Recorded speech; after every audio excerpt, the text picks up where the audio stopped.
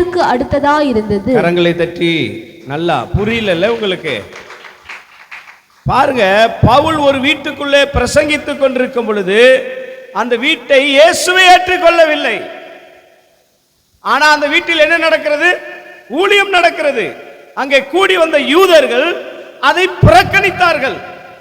அந்த வீட்டுக்குள்ளே பவுல் இருக்கவும் கடுகளவும் என்ன செய்யல, விரும்பவில்லை. அல்லேலூயா.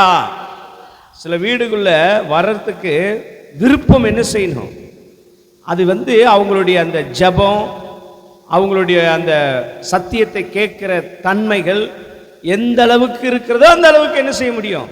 அல்லேலூயா. அப்ப இங்க பாத்தீங்கன்னா அவனுடைய வீடு எப்படி இருந்ததா? அவனுடைய வீடு ஜப ஆலயத்துக்கு அடுத்தபடியாக. அல்லேலூயா. அப்படின்னா என்ன?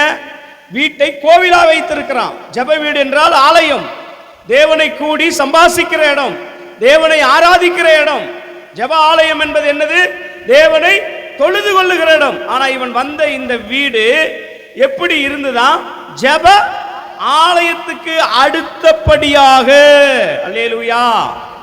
அப்ப வீடு எப்படி இருக்கணும் அப்படின்னா ஒரு கோவிலா இருக்கணும். வீடு எப்படி இருக்கணும்? வீடு எப்படி இருக்கணும்? ஆலயமா இருக்கணும். நம்ம வீடு எப்படி இருக்கணும்? ஜெபிக்கிற ஸ்தலமா இருக்கணும். அப்படி இருந்தாதான் தேவன் அங்கே வாசம் பண்ணுவார். அந்த வீடு ஆசீர்வதிக்கப்பட்ட வீடா இருக்கும். அல்லேலூயா. முதலாவது இந்த இஸ்து ஜப ஆலயத்துக்கு அடுத்தபடியாக. எவ்வளவு சாட்சி பெற்றவன் இன்னைக்கு நம்ம வீட்டில் இந்த சாட்சி இருக்குமா? அவங்க வீட்டுக்குள்ள போனாலே ஒரு தேவ பிரசன்னம் இருக்கு.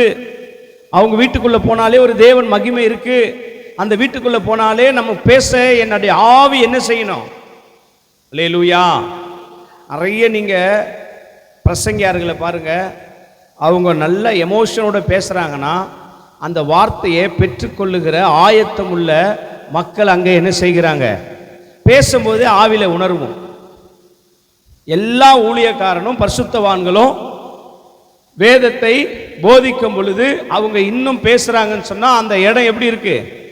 இன்னும் அந்த வார்த்தையை பெற்றுக்கொள்ளுகிற ஒரு ஆயத்தம் அந்த இடத்துல என்ன செய்யப்படுகிறது இருக்கு. அப்படிதான் என்ன செய்ய முடியும்? நான் பார்ப்பேன், இந்த இடத்துல ஏற்றுக்கொள்ளுகிற மனம் இல்லைன்னா என் நேரத்தையோ என்னுடைய போதனையோ ஒரு நாள் நான் என்ன செய்ய மாட்டேன், போக்கடிக்கவே மாட்டேன், முடிச்சிருவேன். அது எவ்வளவு பெரிய சப்ஜெக்டா இருந்தாலும் முடிக்கணும்னு முடிக்க முடியாது. அதை நீ கேட்கணும்னா இன்னும் எனக்குள் கர்த்தருடைய வார்த்தை என்ன செய்வாரு? ஆண்டவர் அதிகமாய் போடுவார். இப்ப இன்னைக்கு சிந்தித்துக் கொள்ளுங்க, உங்கள் வீடு ஜெப வீடா இருக்கா?